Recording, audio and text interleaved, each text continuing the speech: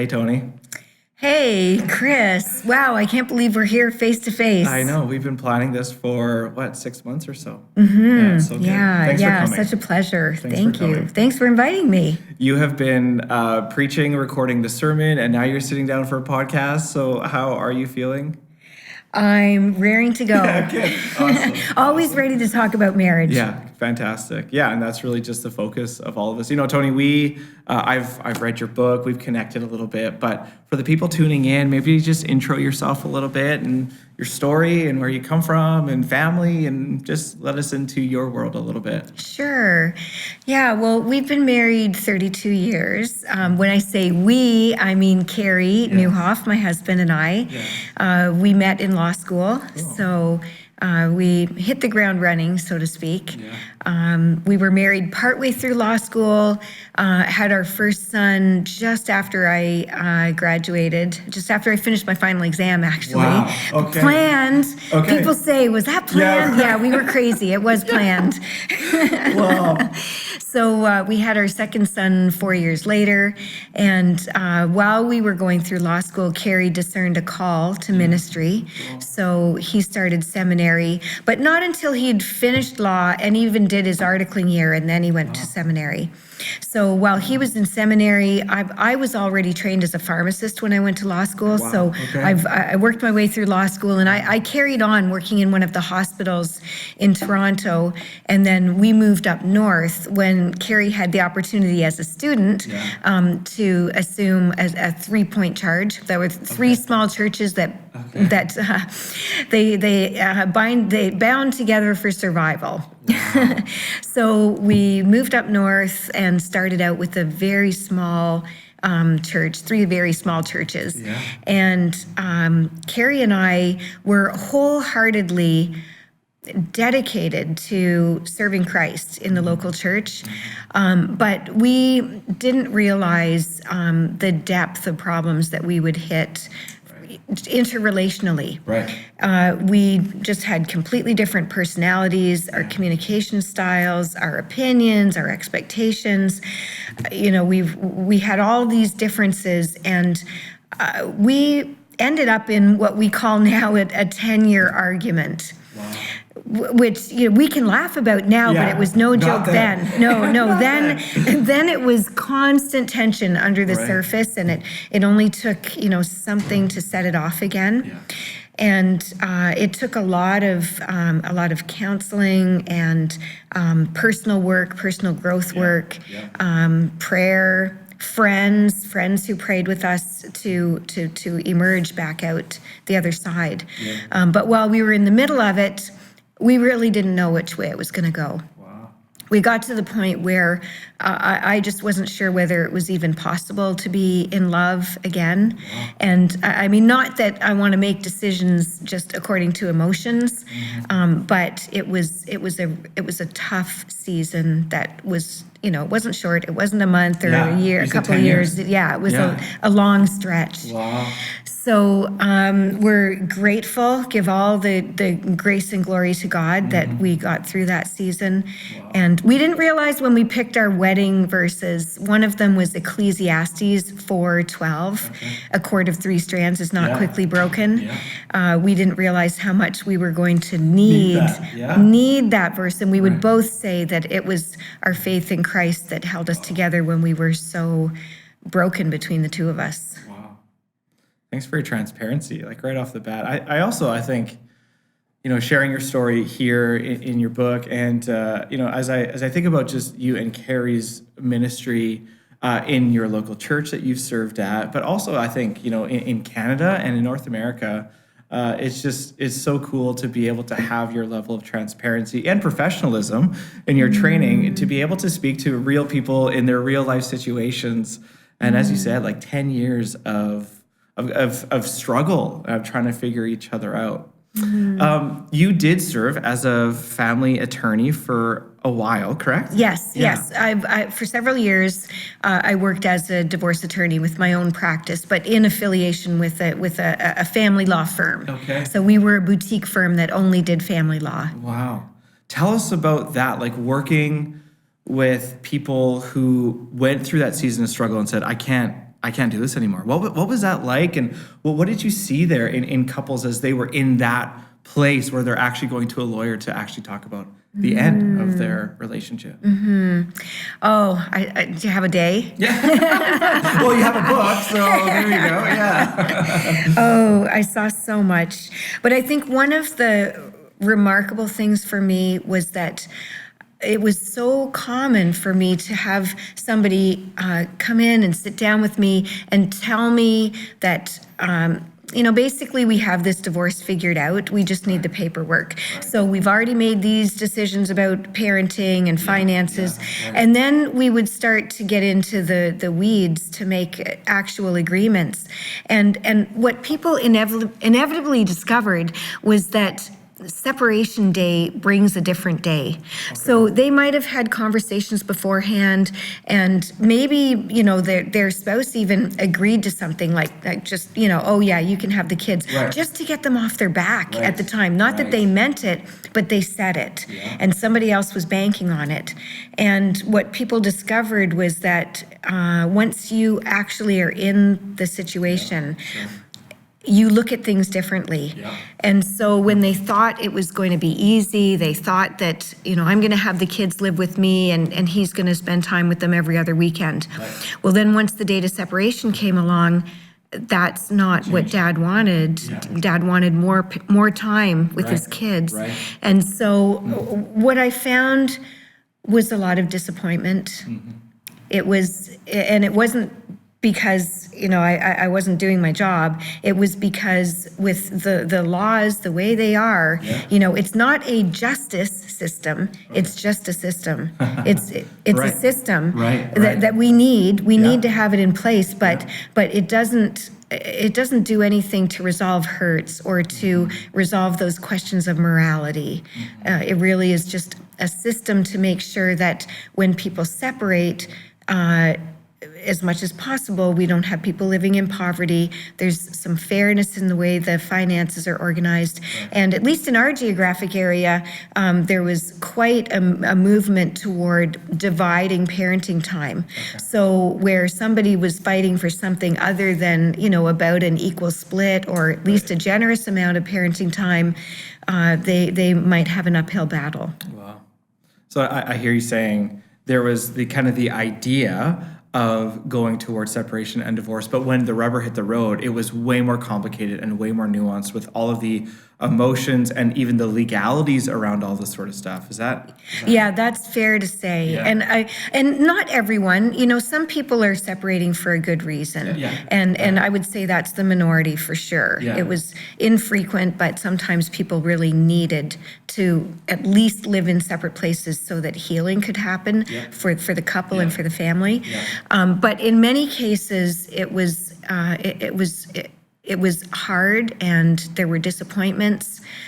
And I remember a client who came to me, and this was after his 3-year process that was complicated. Yeah. And he just said, if only I'd known then what I know now, wow, I would have worked harder to save my marriage.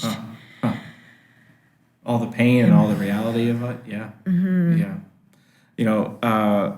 You've had that experience in sitting down over a table talking to couples who wanted out of their marriage, and you have that experience and the training with that, and now, Toni, you have you've kind of gone into a different career path with writing this book before you split, and speaking, and so tell me, I'm just curious, tell me about the change, or maybe it isn't a change in your mind, but kind of the different things you're doing now, and how's that going? What are you learning now doing what you're doing in this way? Mm-hmm. When I originally went into family law, I was really motivated by a desire to protect kids. Mm. And so originally I thought I would end up working in a courtroom in the child protection area. I didn't realize that was going to morph over the time that I spent in family law to just a sense of urgency to get the message out to people about marriage, about there could be solutions that you haven't uncovered, you know, Right. and don't be quick to leave your marriage. Right. And there's a reason to slow down. So, you know, right now, I'm speaking about marriage. I've written about it. I'm doing a podcast to try to help families and resource them. I think what I'm hearing now is a lot of people saying we need to hear these messages. Like, people need to have a clearer view of what their options are, because you don't necessarily see what's on the other side unless you've actually been through a divorce before. Yeah. So, I don't know what to say more other than that, Chris. Yeah. Yeah. Well, I mean, it sounds like you've been on the end of it where people are like, we're done and we want to move forward with this. It sounds like you're trying to go upstream a little bit to be more proactive with couples, to say, think about it, and here's some tools to get reconnected. And so, you know, what a great ministry that you're offering to people. Well, I think in society right now, there's a lot of deconstructing, you know, a lot of, you know, taking apart piece by piece our original institutions. Yeah. And I think marriage is feeling the impact of that as well. I hear a lot of questions about, you know, are we even intended to be monogamous? Or, you know, people talk about having 3 marriages. You have your starter marriage, your middle, and your end. And so I think we need some clarity around the original design for marriage. And I also don't think we hear enough about marriage success stories, like marriages that are long-term, because I think we get the idea, and maybe we get this through media and through some poor examples that we've seen, that, you know, a long-term marriage just leads to boredom and, you know, maybe even worse than that, maybe strife. But there are also like long-term marriages that are incredibly beautiful. Yeah. We just don't hear about them enough. Not nearly enough. I actually know, it's interesting you say that. I know of a pastor and their church highlights, it's quite a large church, but they highlight the people in their congregation that have been married for 50 and 60 years. And they actually celebrate them, because you're right, with all the deconstruction, it's almost like, man, we're bound to get into a place that, you know, we don't want to be in, and like you said, it's like a marriage you never want. But then you have these positive examples that often go unheard of, and so, you know, I know that this church tries to elevate that, to say, look, like, here's a great example of people who are still together, still having fun. We need more of those stories. Yeah, we need to hear them. So, as you have sat with couples or people, at the end, what do you find are the biggest causes of friction and conflict that have led them to that place? You know, I know that parenting issues are right up there, because you know, people have different experiences, different expectations, and a lot of conflict can result, especially if you have a child who's struggling in some way. There can be serious differences of opinion over whether to take medications or no medications, or what type, or you know, to listen to the pediatrician or not. And then money problems, no surprise. I had many people who ended up saying that friction over money was the primary reason they were getting a divorce. But then I think there's also this problem of couples reaching a place where they just feel disconnected. And I've found that in surveys that I've done, I've actually had that as the number one reason that couples are struggling. And that feeling of being disconnected, I think, describes people who are in conflict, as Carey and I were, but I think it also describes people who just feel like they've drifted apart and, you know, maybe feel like their life has become very transactional. So those are the primary problems I see. Money, parenting, and just, you know, you start maybe 1 degree off, you know, and after 10 years, you've just done this, right? And then you kind of look at the other person and say, well, what's the point? Like, who are you? Or, you know, the classic story, Toni, of, you know, you stay together, the kids are busy, you're taking them to hockey practices, they leave, and you have no relationship. And that maybe is that middle marriage that you talked about. You have that first marriage, people think this is the middle marriage. Now I get to move on and find something else. So as you see that, as you work with that, what are even some practical tools that you would say to couples right now at maybe any stage of their marriage, but what are some practical tools to help couples not get to that point where they are fighting about the parenting stuff, or they have been in like a decade of disconnection and trying to figure it out in a proactive sense, trying to get more upstream from all of these things? Toni, what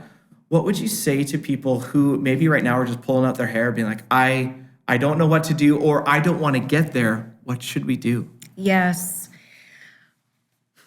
There's so many different ways I could answer your question. But I think one of the ways we get tripped up in marriage is just missing or mishandling each other's emotions. Right. And this can happen just by osmosis. I mean, you could be like me and grow up in an environment that is quite non-demonstrative. We're not an emotionally warm and fuzzy family. Yeah. And so you grow up with this sense that emotions just get in the way. Right. And so what you need to do with them is deny them, skip over them. Right. And I think we fall into that mistake of, if your spouse is being emotional, like let's say Carey came home from a meeting and he's frustrated about what happened and he's venting, he's saying, wow, that was just an awful meeting. And I say, well, did you talk to John? Or are you going to set up a meeting? And I notice what I did. I skipped right over the emotion, right into, okay, let's solve this. Yeah.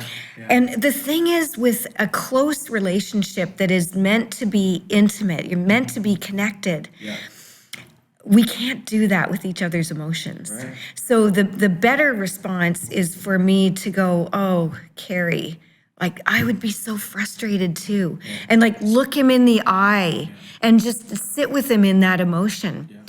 And you don't have to do that for long, just a brief connection. But then Carey gets the sense that, oh, there's someone else in the world who's with me. Right. Like, you get me, you get it.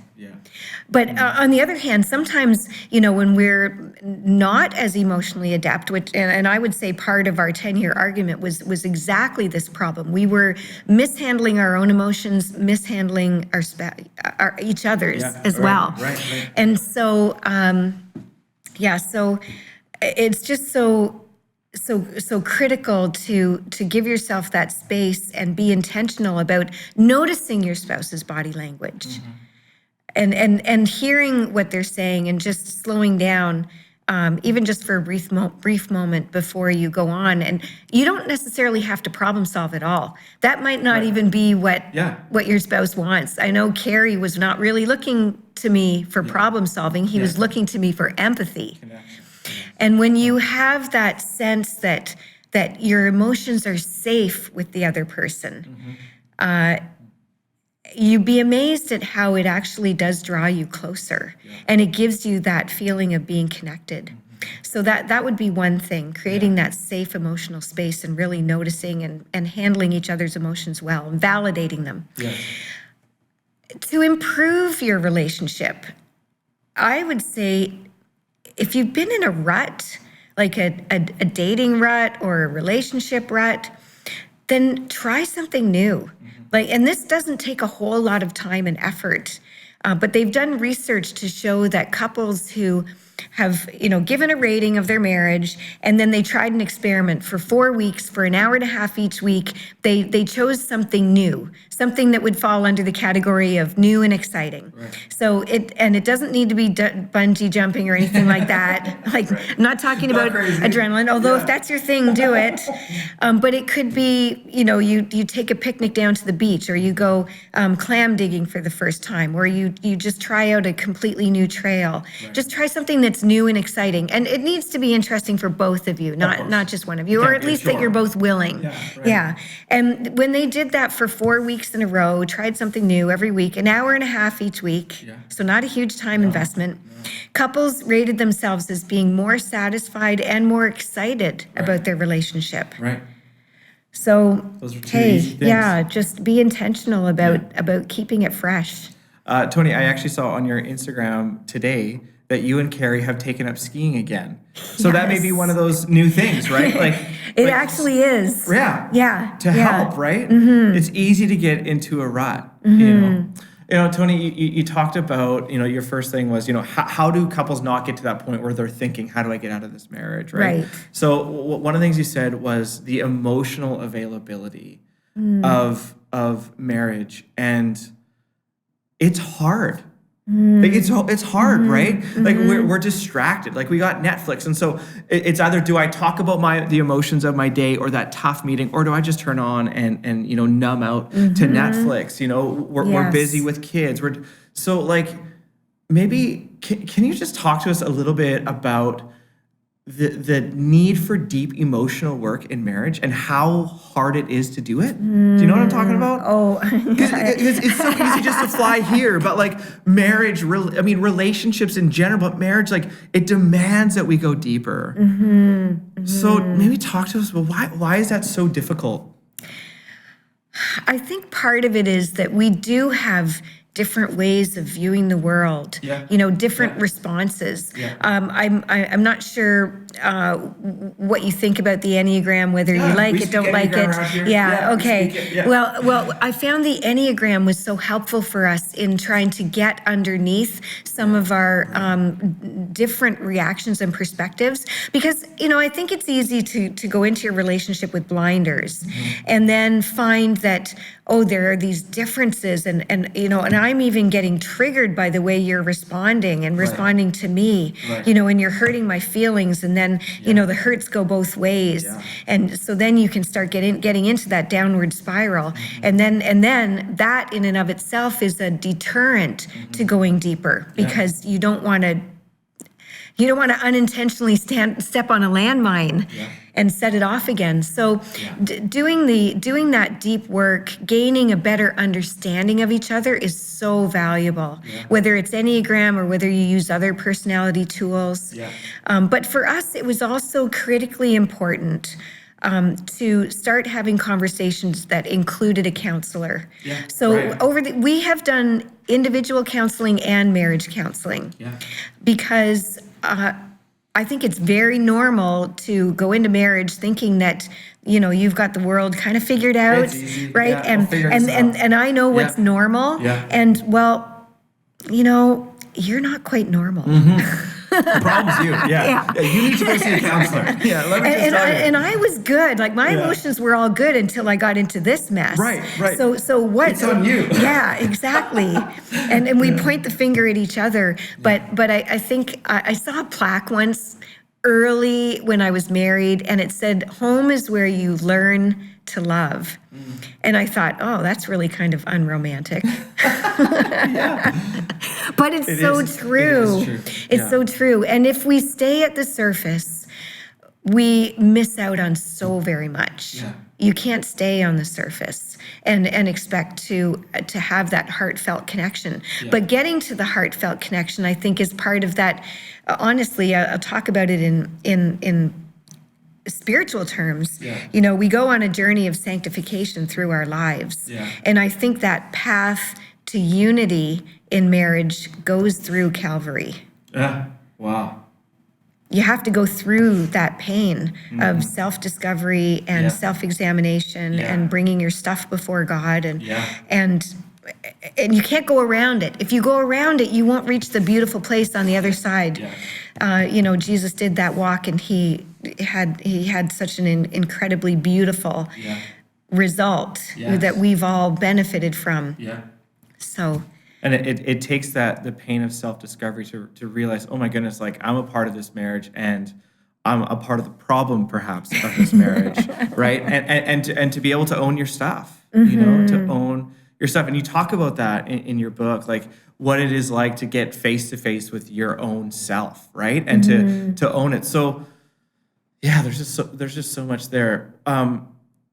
What happens then in a marriage where people refuse to take the road to the cross, or refuse to take the road of Calvary to we talk about deconstruction, like a proper deconstruction of maybe our sinful patterns or even our blind spots. Yes. And I think you're right. I think marriage, like the whole thing is meant to get us close to Jesus, which in turn gets us close to each other.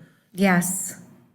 But it's a realization that, wow, like maybe my family of origin messed me up more than I thought, or maybe it is this like habit or secret habit or whatever that is impacting me way more than I thought it was.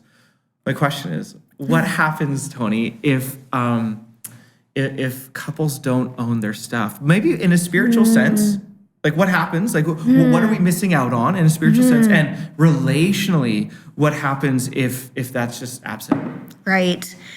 Well, I think if you refuse to look at your stuff, and if both of you refuse, then you do stay on a surface level, but you're far more at risk of what I would call surviving in marriage. Yeah. So you stay together, but when push comes to shove, or if you dig beneath the surface, you're not really connected. Yeah. It's not that heartfelt, like soul satisfying relationship that just draws you in. Right. Surviving in marriage can just look more like white knuckling it. You kind of white knuckle it through, and it can end up sort of looking like a contract. That as long as you do this and you deliver this and you can have this and I'll deliver this and I can have these benefits, then we sort of have a truce and we have an understanding and we can go through this way. But you just miss out on what you're really intended to have, which is an intimate relationship, which the Bible describes as, the imagery that pertains to Jesus and the church. Yeah. It's that close and that intimate. Yeah. And so I think you miss out on the very essence of what love is supposed to be. Both with God and with each other. Yes. Well, I think you definitely, you miss out both ways. Yeah. I've officiated a bunch of weddings, in my ministry career. And I said this last week when we talked about divorce, like not one couple that I have ever sat down with premarital coaching has said, where do you want to end up? We want to end up divorced. Like nobody actually wants to get there. And yet, I mean, statistically, a lot of people do. And I don't think, when I got married, I don't think I really understood the hard work it was going to take of me getting face to face with me and realizing, wow, in order for me to experience a vibrant relationship with God and with my wife, like I actually have to get real with my own stuff, which may mean counseling, which may mean all of that stuff, right? Absolutely, it does. Yeah, I also appreciate the way the Enneagram uncovers those hidden motivations. Yeah. There's a shadow side to each of our personalities. Yes. And so, whatever it is that we're pointing the finger at our spouse for, I've got a shadow side too. Yeah. But while we're in blame mode, we tend to be blind. Yeah. Or we just conveniently ignore. Yeah. It's a lot less painful to point the finger than it is to have to self-examine. Yeah. My spiritual director calls it embracing your shadow. Okay. Like embracing it. Like not loving it or celebrating it, but embracing, like understanding, like here's the stuff that I have to figure out in order for us to have the relationship that we want. Yes. So I think a good question is, as I talk with couples who are stuck, couples who are saying, is there a better future for us? Well, one of the things that comes up is like, how do you know which is their stuff to own and which is your own stuff to own? What's a problem that how do you differentiate between my stuff and their stuff? And because, there's going to be a lot of people that say, well, I have stuff figured out. They need to do this. How do you figure out which is mine and which is theirs, maybe? Untangling it all. Do you know what I mean? Yeah. That's where I think the light of Christ just illuminates. But we have to be in a posture where we can ask, Right. Jesus, shine your light on the darkness in my life so that I can see it, expose it. Yeah. And sometimes it's a tangled mess, honestly. For us, it took our own, posture before God in prayer, reading God's word and taking it seriously, listening to messages from people who have insight and also pray. And then going to a Christian counselor who is also going to look at it from the perspective of through the lens of faith and help expose the blind spots. Right. I mean, sometimes it's not obvious, but one thing is for sure, if I'm sitting back and saying, well, I've done a lot of work, and maybe that's true. Maybe I've done a lot of counseling, but you really haven't gone. And so now all the problems here are because you haven't figured out your stuff. Right. Well, chances are it's not as black and white as that. I hate to tell you. It'd be helpful if it was, but often it's not. Yeah. So it's not 0 and 100. Right. It's just not. Yeah. So I like what Gary Chapman says. He says, what can you do to just figure out what your 5% is? I don't even care about the percentage. Don't even bother trying to put a number on it. Yeah. But what part am I playing in our current struggle? Yeah. So it's not easy, Chris. No, it's not. It's not. Yeah. But certainly what Carey and I have learned is that through persistence, and through moving forward and giving your partner grace, you have to give compassion. Yeah. You also have to look at yourself through the lens of humility and realize that I'm not perfect and, I'm going to blow it. And even after all these years where Carey and I would say our marriage is transformed and it's a marriage we would never want to leave, we'll still have the odd blowout and I still have to come back and own my stuff and apologize and own it. Yeah. Yes. In this series, I said, forget what author said it, but it's like, 1 sinner plus 1 sinner does not equal 0 conflict. Like just simple math here, and it's, I like that. it's just the way, how are you going to go about the owning of your stuff and that owning even your 5%. You've talked a few times, Toni, about going to a counselor. How important is it for us in our marriages to be in community? Both maybe in like a church context, right? Yeah. To have couples, have mentors, all that sort of stuff, and even a counselor. I have found, just as a local church pastor, the times when a couple comes in and sits down on my couch and says like, we're done, or we don't know where to go, I often start to ask questions, and I just think in my mind, like, you should have been sitting here a year ago. Yes. Right? And you've gone inward, and there's been problems, and nobody has known about this. Right. And you've been going through this for a year. Why weren't you sitting down with me or somebody else when it was happening? So talk to us a little bit just about the importance of good, wise counsel, especially in a privatized, individualistic, atomized world, to be a couple in community. For us, Chris, it was absolutely critical. When we were in that 10-year argument, we had friends. That's a long time, Toni. Oh man. But I'm not exaggerating. That's hard. Yes.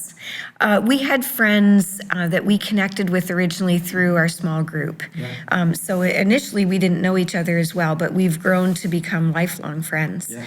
And in that season when it was so tough, they were the people who encouraged us. Yeah. Like they would listen and they would empathize, but then they would also say, we believe in you. Like, you can do this. Right.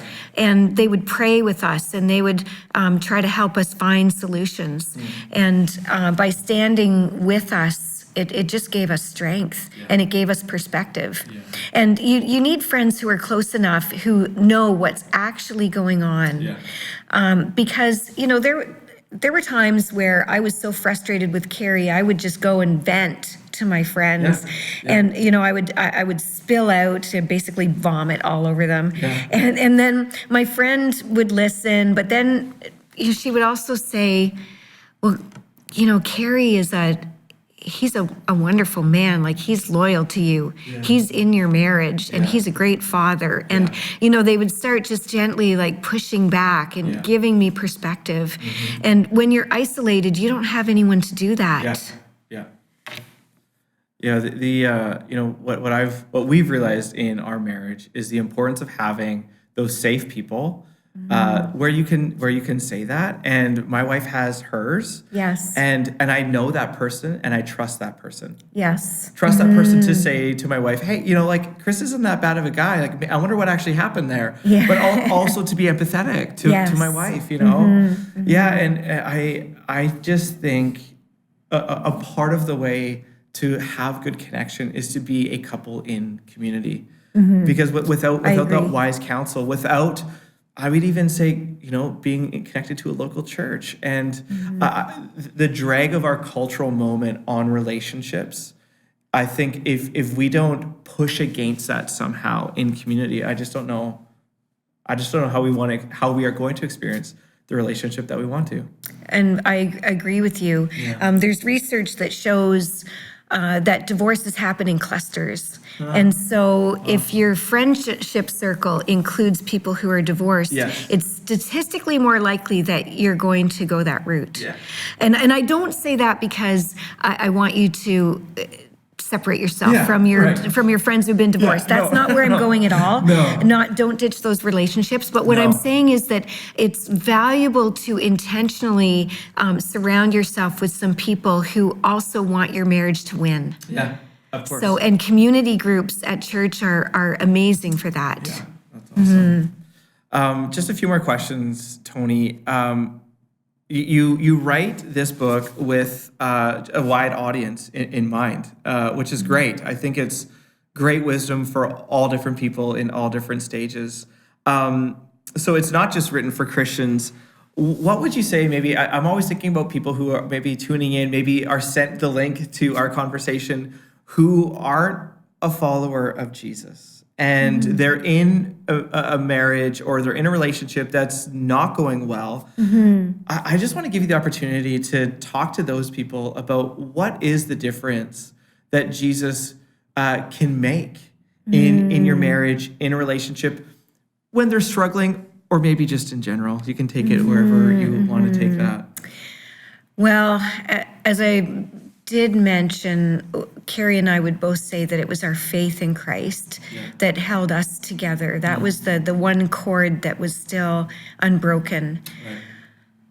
And honestly, Chris, I think that some of the courage, the ability to look inward comes from knowing that you are loved, like that there is this foundation of love that is there no matter what. You can't do anything to earn it, and you can't do anything to lose it. And having that relationship, I think, can make us feel more brave and more equipped to face those feelings that are tough. It's painful work to do. I think that is definitely a difference. Other than that, I really believe that when we decide to follow Christ, that decision unleashes the power of the Holy Spirit. And that power can make all the difference. I mean, it's that same power that raised Jesus from the grave is the power that is available to us. Do we always lean into it? No, we don't. And there's all kinds of evidence where, that you can point to people who are in church who haven't leaned on that power, and, there have been really hurtful things that have happened, and you can say that it doesn't make any difference at all, but I do honestly believe, because I've witnessed it. I've witnessed that power at work in people's lives, and how it can change somebody from, an alcohol addiction that they just couldn't work through to being free of alcohol. Or in our case, the marriage problem that we just felt so stuck in, so ambivalent about, what's our next move? I really don't know. And that power in our lives has certainly been transformative.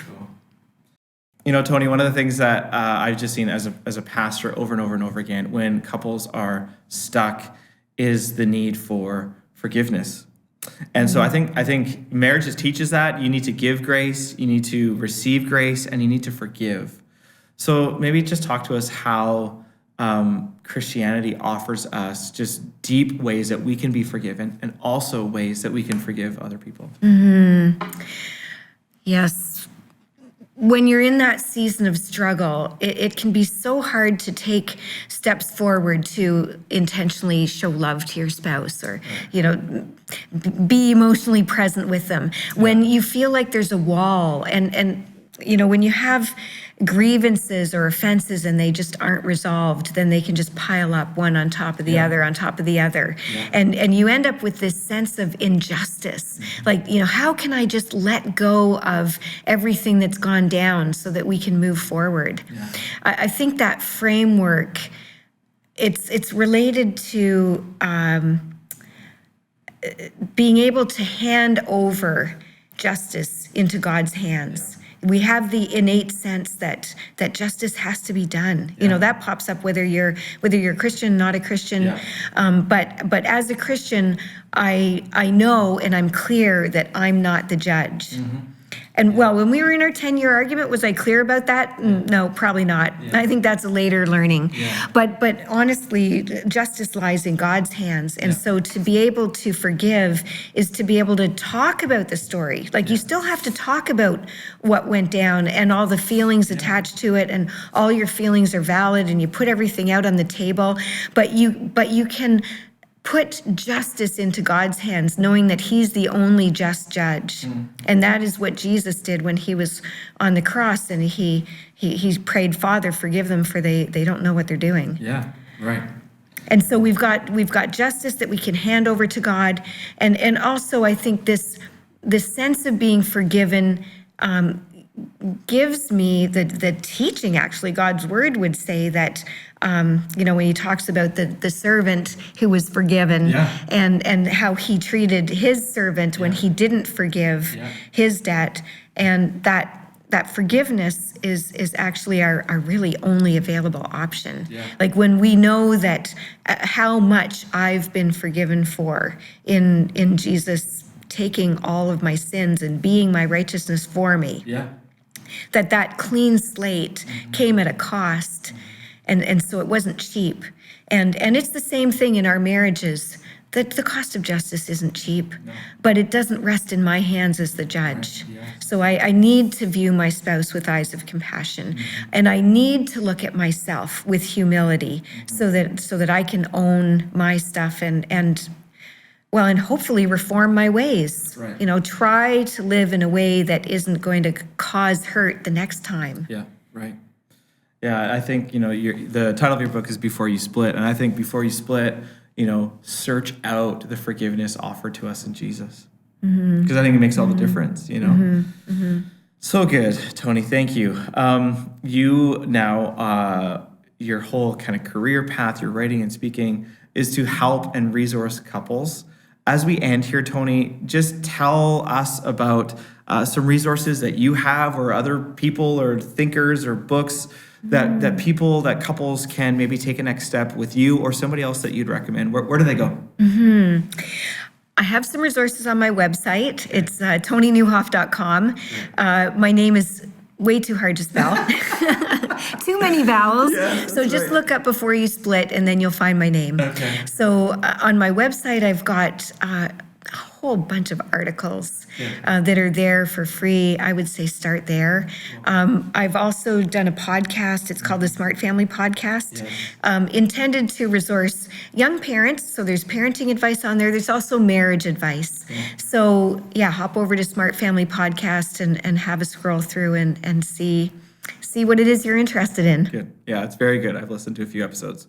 Just before we end, Toni, any last word, anything you'd want to add? I would say if there's conflict, if you've been struggling at home, the time for peace is now. If you have young kids especially, they're only young once, and you may think that, I need to shield them from this by just separating and ending it all. Like Right. that would be the best protection. Yeah. Go slow. Yeah. Go slow. The time for peace, the time to chase after it and really dig in and see what you can do to shift the dynamics that are going on that you're really struggling with. That time for peace is now. I hear you saying that change is possible. It's possible. Thanks, Toni, Yeah. for our time. Thank you. Okay.